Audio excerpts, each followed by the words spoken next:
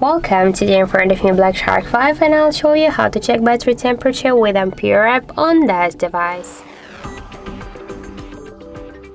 So let's just first open the Play Store application, and here in the search pool we should enter the Ampere. And now we should get this first application, that's why tap to install. And wait a couple of seconds while application downloading and then installing on your device.